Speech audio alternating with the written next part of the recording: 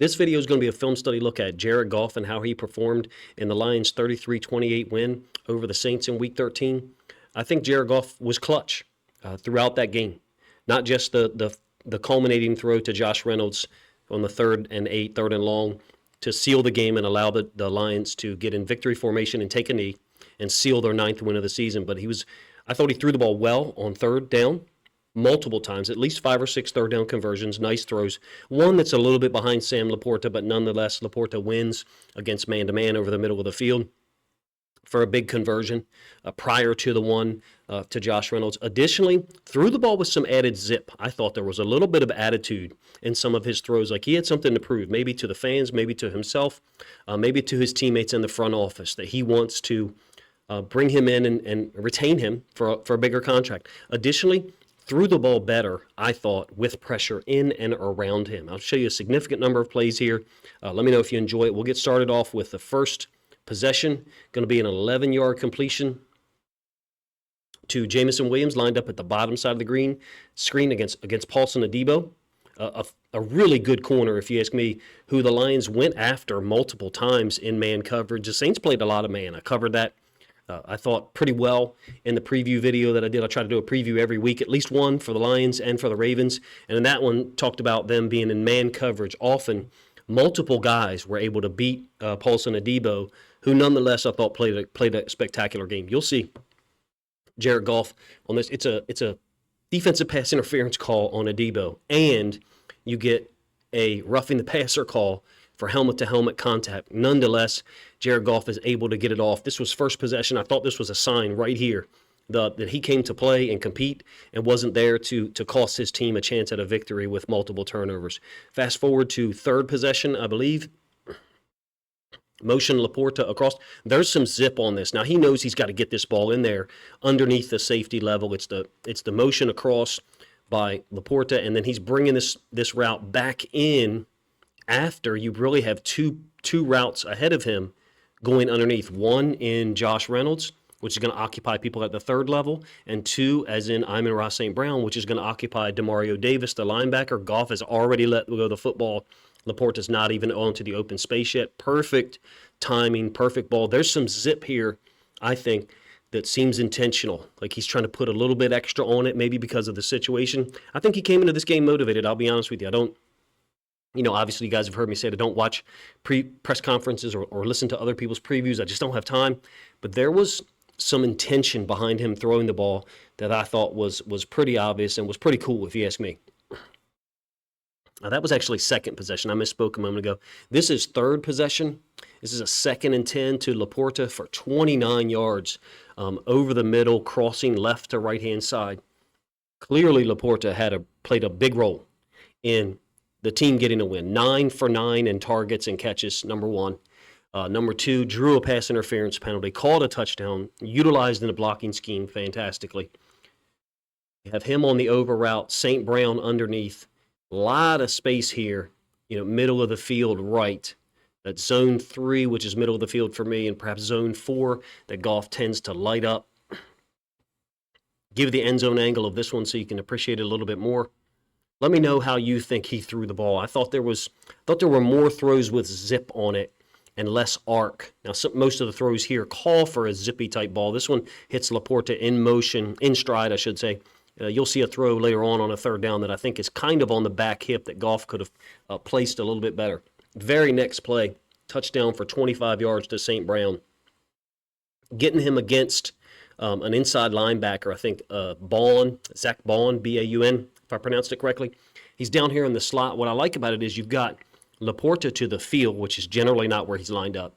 St. Brown and Jameson Williams down to the boundary. Look at the attention that they're drawing. You really have 4 over 2, and then this defensive end is going to jam St. Brown and rush the passer. Pretty cool job by the Saints initially, trying to deal with this empty formation, but Goff knows where he wants to go, has time, puts it right on St. Brown's stomach. 25-yard touchdown. St. Brown, interestingly, only had 2 catches on the day on 6 targets. Very rare, at least in my experience watching him play football, for him to have so little impact. No idea if he was dealing with an injury. I didn't see him on the injury report. It may have had something to do with how the Saints were defending him and trying to force Jared Goff to use other people to beat them, and he, of course, did. Laporta was 9 for 9. All right, that was the third possession. I think that touchdown put him up 21-0. Like I said, I misspoke on the first touchdown I showed you to Laporta. That was actually second possession. Moving forward, fifth possession. This is a 3rd and 7. This is the one that I thought Daryl Johnston did a nice job covering. Ends up being incomplete to Josh Reynolds. I think it's nice. It's designed well. Reynolds is down here as the number 3 receiver in the slot. Laporta is lined up wide. Jamison Williams up to the top. Pretty much a mesh concept between Williams and St. Brown. And then you have Reynolds running onto the open space over the top. It's been vacated. This ball looks like one, especially live during the broadcast. You're like, man, you got to hit that throw. Johnston covered it well, if you ask me, talking about someone being in the window. In this case, I think it actually ends up being Tyrann Mathieu, whose hand is there, but I don't know that Goff necessarily sees him. This ball, to me, doesn't look like it was impeded as much as Johnston tried to pass it off as. To me, this looks like one that Goff threw maybe a yard and a half further towards the sideline, the right-hand side of our screen, that he wanted it.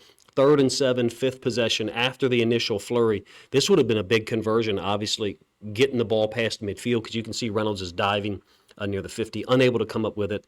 Lions forced to punt. 2 possessions later, 7th possession, 3rd and 5. This is an incredible job by Goff of navigating the pocket, the routes, understanding that the primary look for him is not open and available. He's looking here to the left where he's got Jamison Williams and St. Brown, pretty much 2-on-2, so you're talking man. And 27 has done a nice job of just letting St. Brown come to him. Goff has already moved off. You'll get the end zone angle in a minute. He's on to Laporta, throwing it into the open space over the middle of the field. I did not think that the Saints dropping Tyrann Mathieu in the middle of the field to potentially deal with in-breaking routes by St. Brown had as much of an impact overall, because Ben Johnson adjusted to it. There were times where he took the route or the option away from St. Brown, but there were often times where Ben Johnson's call in the route basically put Tyrann Mathieu in a situation where he's focused on someone, St. Brown and Jamison Williams off screen to our left, because this is the same play from the end zone angle, and then was able to use that against them. In this case, another strike right over the middle of the field on a 3rd and 5 to Laporta for 14 yards against man coverage. Same possession, 7th possession, another 3rd and 7. This is 2 plays after that one. 24 yards for St. Brown over the middle. And when you get the end zone angle, you'll see the window that he has here, and there ain't much there at all. Some type of match zone by the Saints. St. Brown up here to the top side. The safety to that side is getting off and sticks this in between St. Brown, the trailing corner, and Tyrann Mathieu, who's diving. Great effort to try to get there. Goff's arm, people can talk about him not being able to connect on deep balls. I've actually heard that about both of the quarterbacks that I cover this year, the Ravens, Lamar Jackson, and the Lions, Jared Goff. But this one's a brilliant throw. Right over the middle on a 3rd and 7. Just past the outstretched arms of Tyrann Mathieu. Tucked right down there inside for St. Brown to go get it. I don't know which throw to pick from this game to say it's his best one. This one's incomplete, same possession, late 3rd quarter, I believe. Lions have to settle for a field goal to go up 24-21 as the Saints are rallying, making their comeback in the 3rd quarter. I think this one's probably intended for Donovan Peoples-Jones down here, who's not really getting off the ball on some of the routes that I saw earlier. But nonetheless, St. Brown checking up right in the end zone, kind of pulls this defender with him, and you'll see DPJ kind of coming over here between the A and the I in Saints, settling down. I think St. Brown tips the football that, in my opinion, was probably intended for Peoples-Jones. I'm sure at this point in press conferences, someone has addressed it.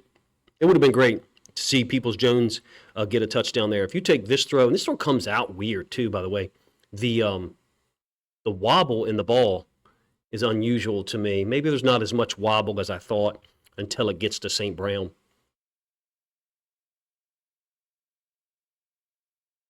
Nonetheless, the Lions have to settle for a field goal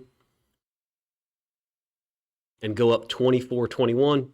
2 possessions later, you got the huge, this one put them up 24-21, by the way.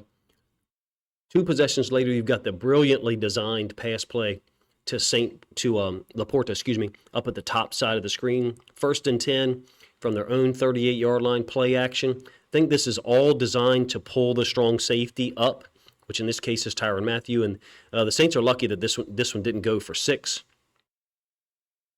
21 personnel, so 2 backs in the backfield. Gibbs in motion, pulls the strong safety, Tyrann Mathieu, down. Basically a clear-out route by the receiver to the top side of the screen. Pulls the corner with him, Paulson Adebo.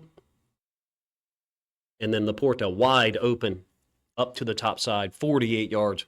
Brilliantly designed play. I'm not sure what they saw coverage-wise, that they knew they were going to get that look. Had to settle for another field goal to put them up 27-21, excuse me. I keep saying that, I don't know why. It's like the 3rd video in a row I've said 26-21. And finally, 12th possession. This is going to be 2 third-down completions that essentially seal the game. Do I think that Jared Goff should get $50 million a year? Don't know, don't care. Do I think that Jared Goff is going to win the Super Bowl in Detroit? Don't know. I do care, but I don't know. All I know is on Sunday against the Saints, he made a number of clutch third-down throws, none bigger than these 2 here. 3rd and 7, own 43-yard line. 2:50 left in the game. I think this one's maybe a little bit behind Laporta, who has more separation. If the ball's thrown to his other hip or a yard outside of his other hip, he's catching it more comfortably for a 1st down. You've got a guy in Laporta who's got superstar talent, and A, he can win off the line, particularly if you're giving him free releases like this, and B, he can make these catches when the ball is slightly off target in a clutch situation. Simultaneously, you have to give credit for Jared Goff for putting the ball in a position for him to catch it, even though the throw could have been a little bit better. Finally, Laporta off the field, 3rd and 9, under center. Ball just past midfield, minute 55 left. And the throw is great.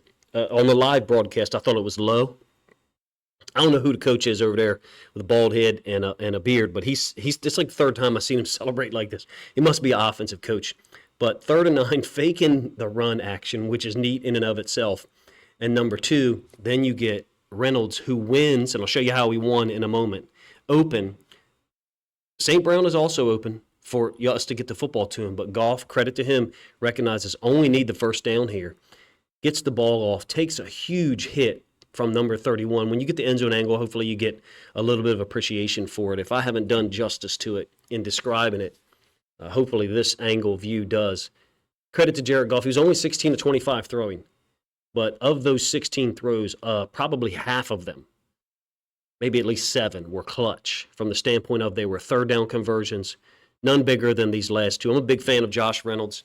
He's probably never on this team going to be a guy who gets 80 targets. You just got too many talented players who need the football. But in this moment, really cool, if you ask me, that Jared Goff and Josh Reynolds able to convert this against man coverage, allow the Lions to go down and take a knee and secure their 9th win. You guys let me know if you enjoyed the plays that I picked to try to illustrate how clutch I thought Jared Goff was. Maybe there's a better word that isn't as strong as clutch. He certainly saved his best throws for the right moments, because other than targeting Sam Laporta on Sunday, he was 7 of 16 throwing. So not very efficient throwing the football when he was throwing to anyone else other than Sam Laporta, which is kind of interesting because Amon-Ra St. Brown has so much gravity, so much ability, and makes big plays consistently. Appreciate you guys' time, man. If you think other Lions fans would enjoy this film study look at Jared Goff and how he played in Sunday's win over the Saints, a statement win, if you ask me, even though the Saints certainly had a number of players out on offense and defense. Getting the Lions to 9 wins with their more difficult schedule than some perceived here at the end of the season coming up, I think is important. Equally important was Jared Goff showing his teammates and himself and the front office and fans that he can play turnover-free football and make big throws when it's needed. Appreciate you guys' time.